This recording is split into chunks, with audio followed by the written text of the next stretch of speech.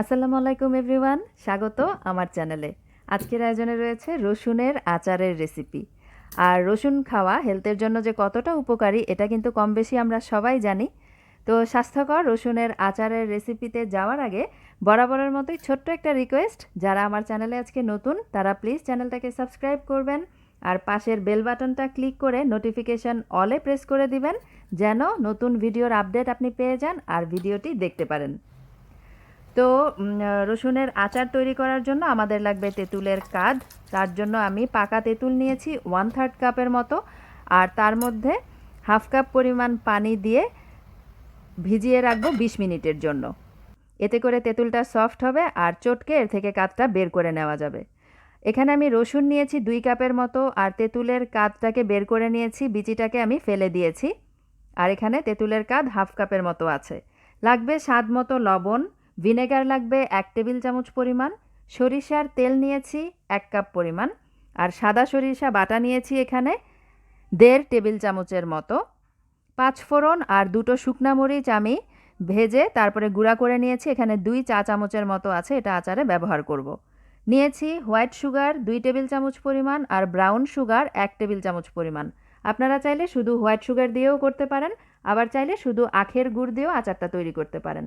ফোড়নের জন্য নিয়েছি 1/2 চা চামচ কালো জিরা আর 3টা শুকনা মরিচ।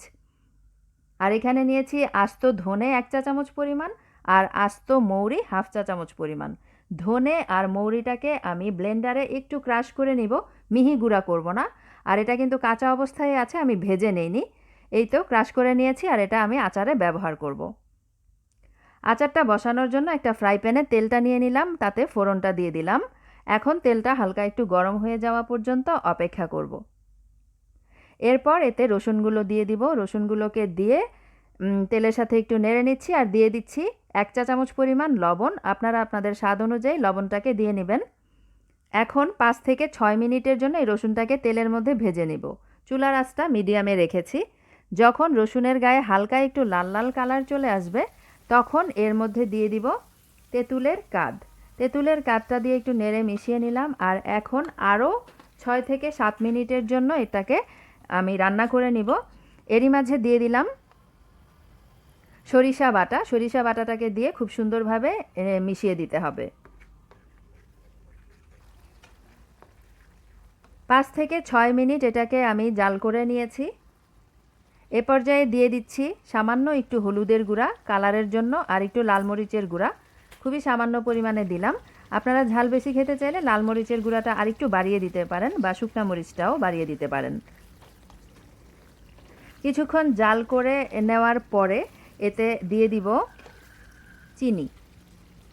চিনিটাকে দিয়ে একটু নেড়ে মিশিয়ে নিব। চিনিটা দেওয়ার পরে কিন্তু এটা হালকা একটু পানি ছাড়বে, তো চুলার আঁচটা মিডিয়ামে রেখেই সেই এক্সট্রা পানিটাকে শুকিয়ে নিতে হবে। সাথে আমি ভিনেগার দিয়ে দিলাম 1 টেবিল চামচের মতো, এতে করে আচারটা দীর্ঘদিন পর্যন্ত ভালো থাকবে। 5 ফোড়নের গুঁড়া দিয়ে দিলাম এখানে, আর দিয়ে দিলাম সেই ক্রাশ করে রাখা ধনে আর মৌরির গুঁড়া। আর 5 ফোড়নের সাথে আমি 2টো শুকনা মরিচ দিয়ে গুঁড়া করে নিয়েছিলাম।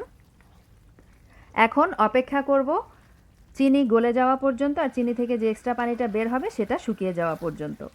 আরও 5 থেকে 6 মিনিট আমি এটাকে অনবরত নেড়ে পানিটাকে শুকিয়ে নিয়েছি। দেখতে পাচ্ছেন আমার আচারটা কিন্তু প্রায় হয়েই গেছে, আর বেশিক্ষণ লাগবে না। তো আমি একটা তুলে দেখাবো যে রসুনটা কেমন সিদ্ধ হয়েছে।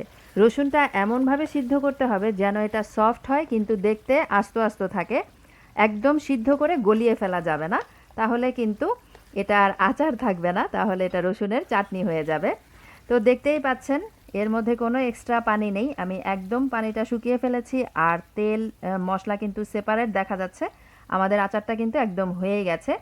তো খুবই গরম, আমি একটা রসুন একটু চেক করে দেখানোর চেষ্টা করছি। আশা করছি আপনারা বুঝতে পেরেছেন যে এটা কতটা সফট হয়েছে, কিন্তু দেখতে কিন্তু আস্ত আস্তই আছে। এখন চুলা থেকে আচারটা নামিয়ে ফেলবো, আর পুরোপুরি রুম টেম্পারেচারে এনে আমি একটা বয়ামে ভরে রেখে দিব। আর এই আচারের বয়ামটাকে কয়েকদিন যদি রোদে দেওয়া যায়, তাহলে কিন্তু এই আচারটা খেতে আরও বেশি ভালো লাগে। তো স্বাস্থ্যকর এই আচারটা আপনিও বাসায় তৈরি করতে পারেন, আর পরিবেশন করতে পারেন ভাত অথবা খিচুড়ির সাথে। আজকের আয়োজনে এ পর্যন্তই। সবাই খুব বেশি ভালো থাকবেন। বিদায় নিচ্ছি। আল্লাহ হাফেজ।